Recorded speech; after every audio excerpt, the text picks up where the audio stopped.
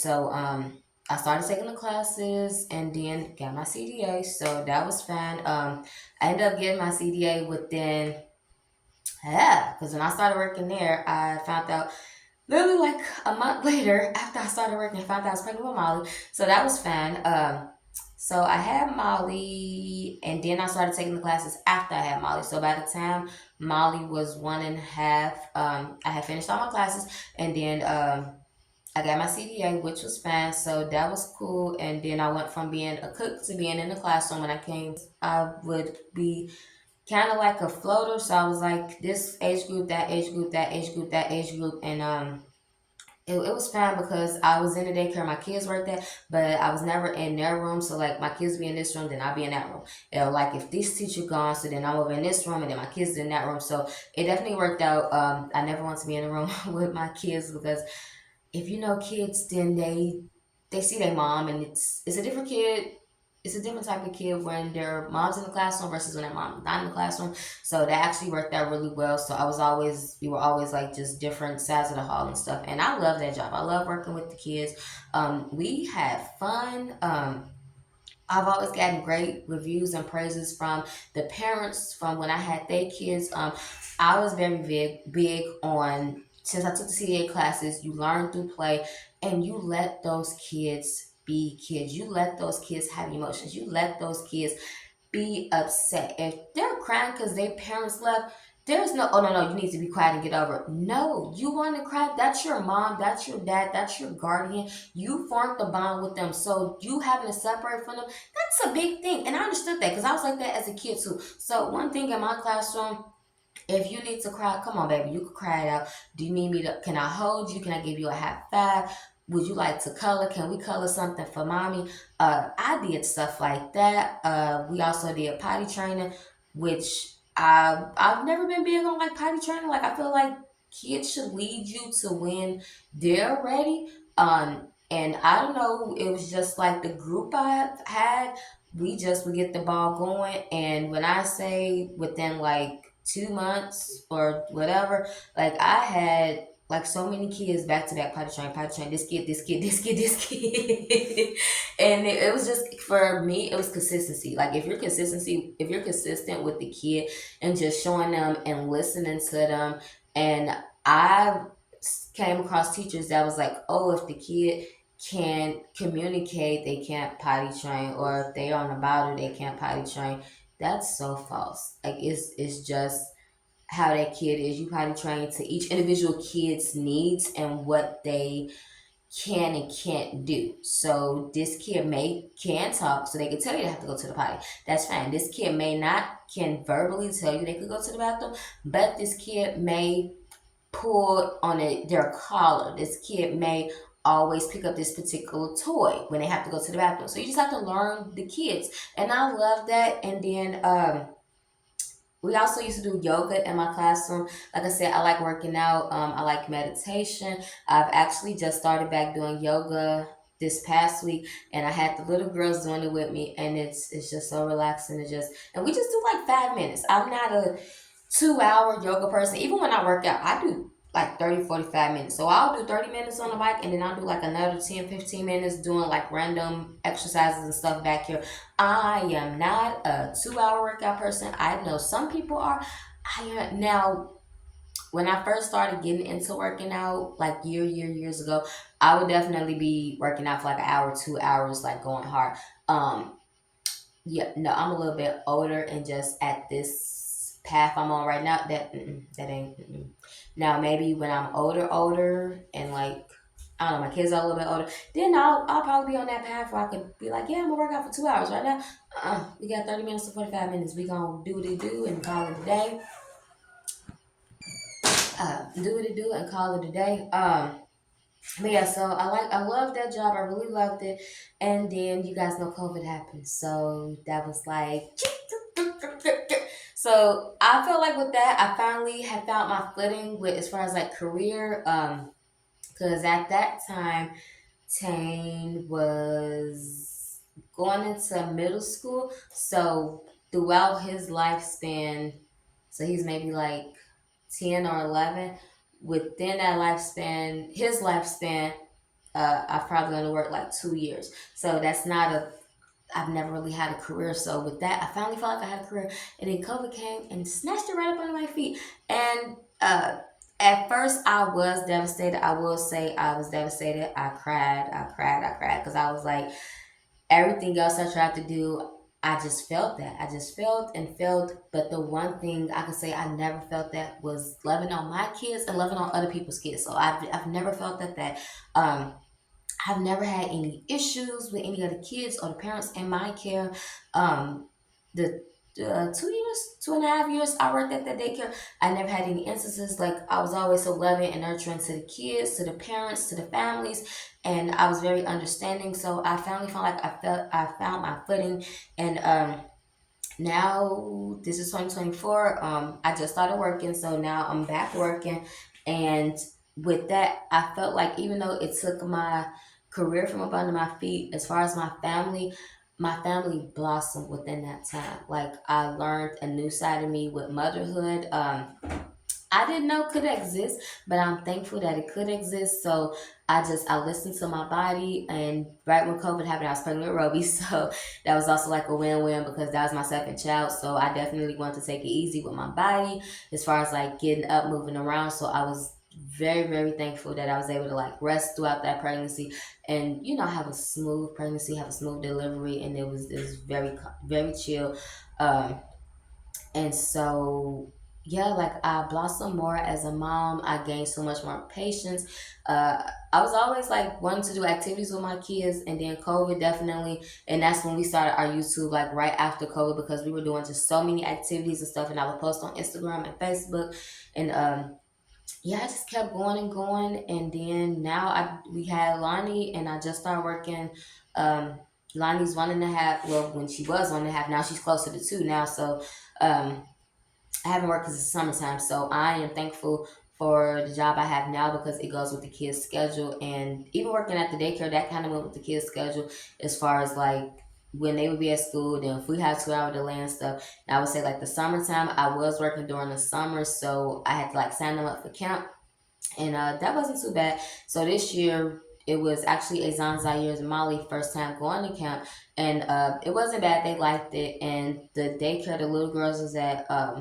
I can say just with our family needs and the stuff like it's just us out here, so that's why it's called only us. It's just us out here. So um with 1 and 2 go back to work, I felt like then now was the perfect time because everybody was a little older. So I was like, okay, I want to get back in the workforce and just see what's out there. But again, I got hit with so much like, we're going to another candidate, we're going to another candidate, going to another candidate. So I actually have been applying for jobs since probably before I got pregnant with Lonnie, or probably like right when I found out I was pregnant with Lonnie. But I know definitely before I even had Lonnie, I was looking for jobs, and it was just no, no, no, no, no, no, and I didn't even think to apply to the school. I just happened to be talking to one of the kids, the somebody in the office at the little kids school, and I was like, yeah, I'm looking for a job, and I'm like, it has been just so rough, and it's you see all these we're hiring, and it's just like I do an application and then I check my emails, and I could say like the low blow was like one in 1 week. I had 7 no thank you, we're going with other candidates, and I'm like, it was like literally like one every day of the week. I woke up on the Monday, I had 2 emails. Tuesday I had an email. Wednesday I had an email. Thursday I had an email. Friday I had an email. And I was just like, okay. And then I took that as right now it's not time for you to work. Right now it's time for you to just, chill, take care of your kids. So I'm in different like Facebook groups where people talk about like they're looking for a job and stuff. So I see the people like where they're like, oh, I'm disappointed. But I'm like, to have 7 in 1 week was really, really disappointing. And she was telling me, she was like, well, there's different positions within the school district. And I'm like, hmm. And she was like, it works. And she was like, I know you guys have a big family. And that's why I'm thinking, I think I might have applied to this position while I was pregnant with Lonnie. And she was like, this is baby number 8. She was like, you definitely want something that goes with your kid's schedule. She was like, you won't have to work evenings, you don't have to work the weekends, and then I get the same breaks off that they're off. And I was like, okay. So I went on there and just started doing applications and stuff. And then I got some emails back, and they was like, "Oh yeah, come in, do an interview." And I did an interview, and they was like, "Okay, yeah, there you go." And yeah, so yeah, I must have still been pregnant with Lonnie because I still didn't start until after Lonnie turned 1, and I am grateful for that because even when I did the interview, I was like, I'm pregnant, and they was like, "Oh," they was like, "Just let us know when you're ready." They was like, "Your application is good for 5 years." They was like, and it was so nice because the lady who did my interview, she would just send an email like every 2 months, and she was like, "Hey," she was like, "I'm just making sure, you still want the position." I was like, "Yep." I'm like, "We're just still waiting it out." I'm like, "I just had baby," and actually, like the last time she sent the email was like the next day I had Lonnie, and I'm like, "I literally just had the baby," and she was like, she was like, "Congrats," and she was like, "Okay, okay," she was like, I'm gonna hit you back in like 6 to 9 months. She was like, "Just don't worry about it right now." She was like, "Again, it's good for 5 years." She was like, "Just take care of baby." And then it was like 9 months later, and I followed up, and I was like, "Hey, I'm still interested." And I was like, "Just give me a little bit more time. Baby still, just looking for daycares and stuff like that." And she was like, "Nope." She's like, "You're good, you're good." And then like the last time I emailed her, and I was like, "Hey," I was like, I'm good to go." I'm like, "Baby's bigger, she's stronger." I'm like, "I feel like she's ready where she could go to daycare and stuff. I don't have to worry about, her being too small and stuff." And she was like, That's fine." And kudos to that lady. I thank you so much. She was so patient, and she had gave me a different list of openings, and she was like, "Okay," so she was like, "What time daycare open? What time daycare close?" She was like, "What school are your kids in?" She was like, "Let's just make it make sense." She was like, "Cause I know," and she knew like I would be the one doing the pickups and the drop offs and stuff, and then like the school buses, what time they come, what time they leave, and she was like, "Okay, we narrowed it down to like 2 schools," and she was like, "Okay, you could do this position over here, you could do this position over here," and I was like, "Okay, I'll take that one." And she was like, "Cool." She was like, "Give me about a week." She's like, "Let me get all your paperwork finished up. Let me send it over there to them." And she was like, "Somebody will email you." And literally the next week, everything was situated. And then like that second week, I started, like I got the girl. Okay, I thought somebody's crying.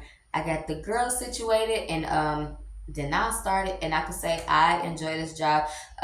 It's not as heartfelt as like working with the kids at the daycare, but this one, the hours and stuff, it definitely, and I think with the daycare, the hours, it wasn't too stressful because the kids was there at the daycare with me, and then the older kids, yeah, they were coming to the daycare after school, so everybody's right there. So I didn't have to worry too much about those hours because when I got for work, everybody just left, and then like, when I came in to work, we all came in. So it wasn't too stressful, and yeah, that it was fine. So now everybody's bigger, and everybody has like different events and stuff going on, different sports teams and stuff. I'm sorry, I just took a shower, so I have water in my ear.